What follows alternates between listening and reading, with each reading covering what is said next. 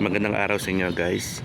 Ating pag-uusapan ngayon ang Somero Ranger 2. Pero bago ang lahat ng yan, ating iikutan na sa ganun ma-visualize nyo kung gaano kaganda ang Somero Ranger 2.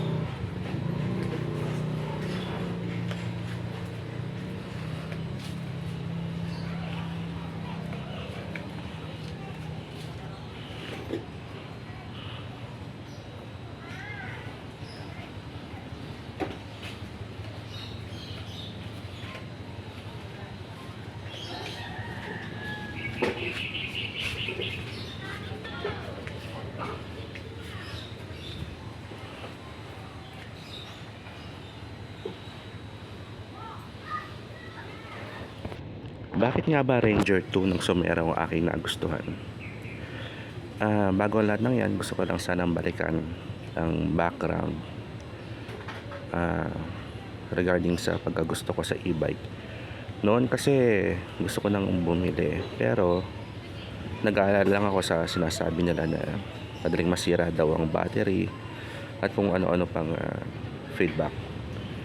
Sa akin naman, sige, hindi muna ako bibili at maghihintay lang muna ako dahil alam ko darating din yung panahon na gaganda na ang production ng mga e-bikes. At ito na ngayon, kaliwat kanan na napakarami ng e-bikes kung saan ang battery mas na-improve nila. Sa isang full charge, kaya nang tumakbo ng 30 to 40 kilometers.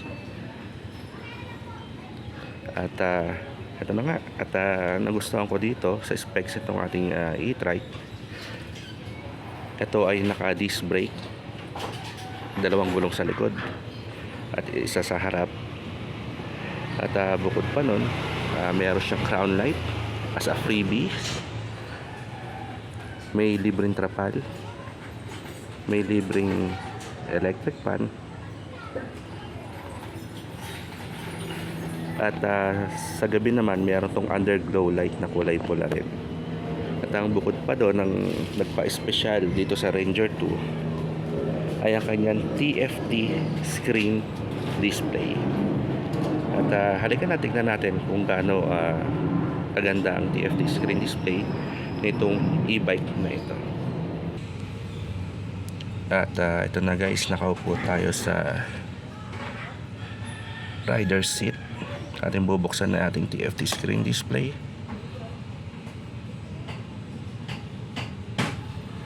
Ayan guys, sa kaliwang parte dito nyo makikita ang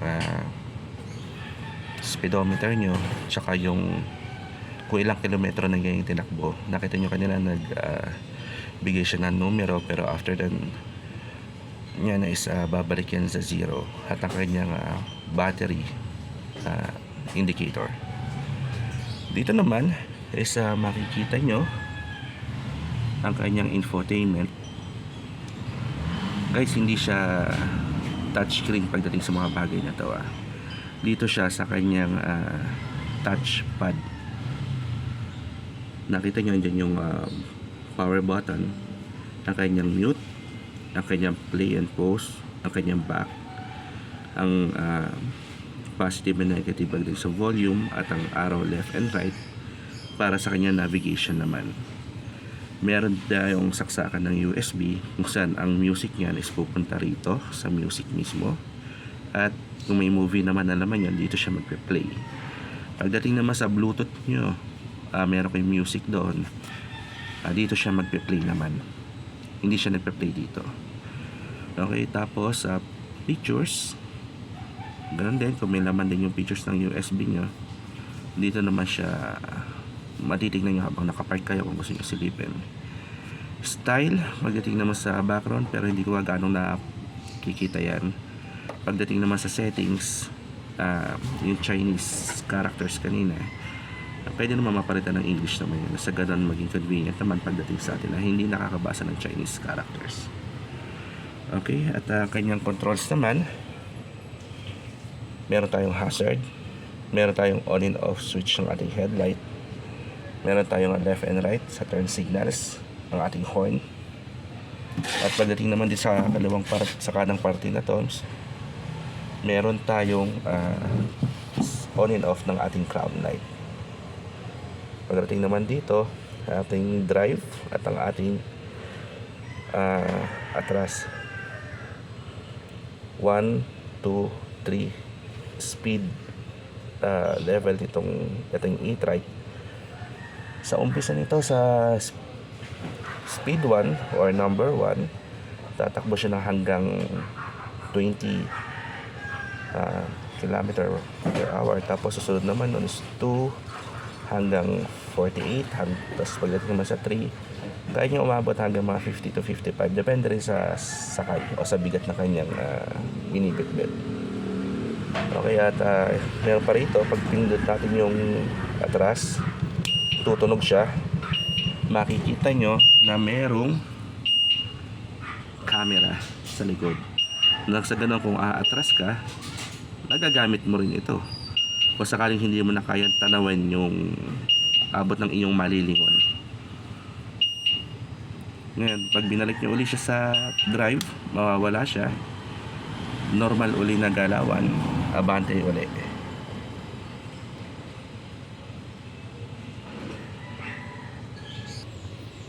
Ayan na, meron din tayong electric fan. At meron din tayong side mirrors. Ito nga pala guys, dinagdag na lang namin to dahil sa amin na medyo may kalakihan at katangkaran. Nahihirapan kaming lumingon sa likod dahil hindi namin matanaw dito sa side mirror na to, kaya naglagay kami nitong salamin. At yes guys, natatanong nyo na yan, meron tayong wiper. Ngayon, ang abot ng wiper na yan pagdating sa may cockpit, hanggang dyan lang sa baba. Ito, nagmo-moist na to.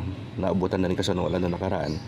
Kaya ang visibility ko lang dito lang sa maaabot nitong wiper na yan. Pero so far so good na rin kaysa sa wala. At sa passenger seat, kasya 2 tao. Rider seat o driver seat, hindi kagaya sa ibang e-bike na may kalakihan na kasya hanggang 2. Mostly sa mga 4 wheels yun. At dumako naman tayo sa gulong. At ayan, meron tayong disc brake, tubeless tires. Maging sa likod, disc brake din siya.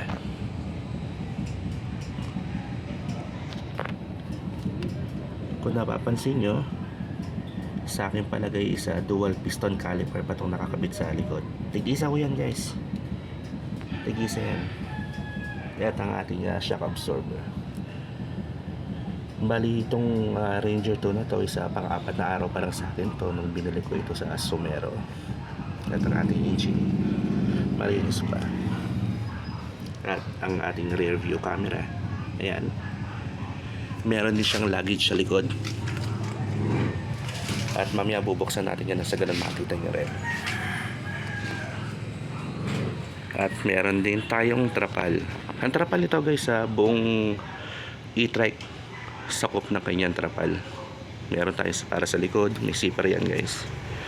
Sisipin nyo na lang para ma-enclose siya masyado at hindi mabasa yung ating mga pasahero sa likod. At ito rin yan. Diyan din yung trapal din eh. Merong, kung kayong mapapansin dito na may zipper dito. Pagpapasok o lalabas, pag umuulan ng ating mga pasahero, tayo mismo na driver o rider nito, is ito lang ang ating ipo-pull down and pull up para tayo makapasok sa loob. Vice versa din yan sa loob, meron din yan. Ayan o, 2 yan. At meron din itong trapal na to para iwas sa tulo na rin.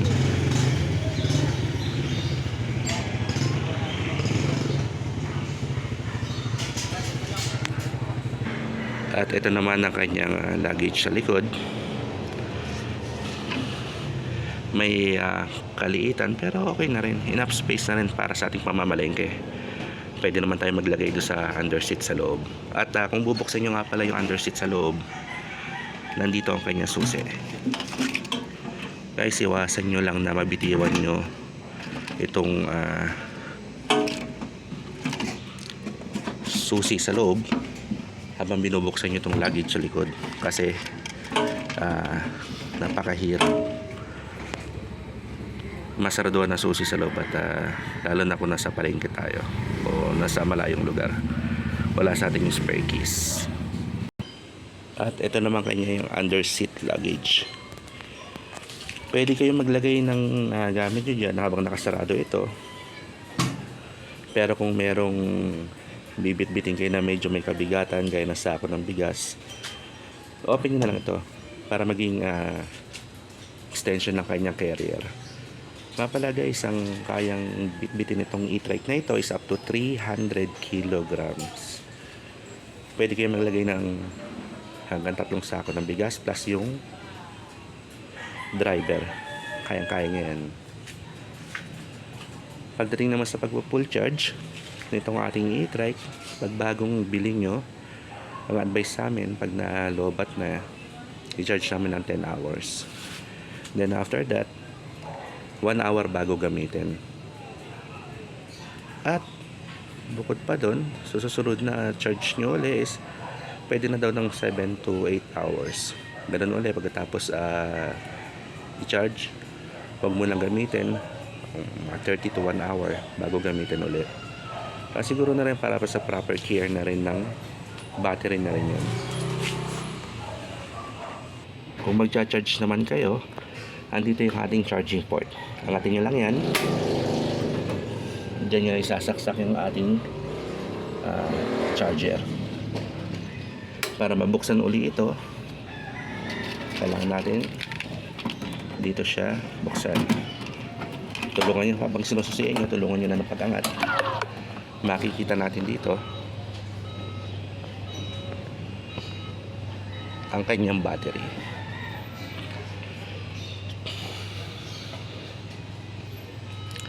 Ngayon, sa ngayon guys, hanggang dito na lang muna tayo, at sa mga susunod na updates,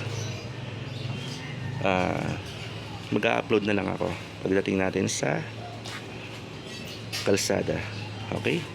Maraming salamat sa inyo. Bago ang lahat, shoutout nga pala sa Somero, malapit sa Santa Lucia branch. Ayan, sa pag-assist nila sa akin, at lalong lalo na kay Sir Edwin. Okay, maraming salamat po, at hanggang dito na lang, hanggang sa muli uli. Again, Somero Ranger 2. Goodbye.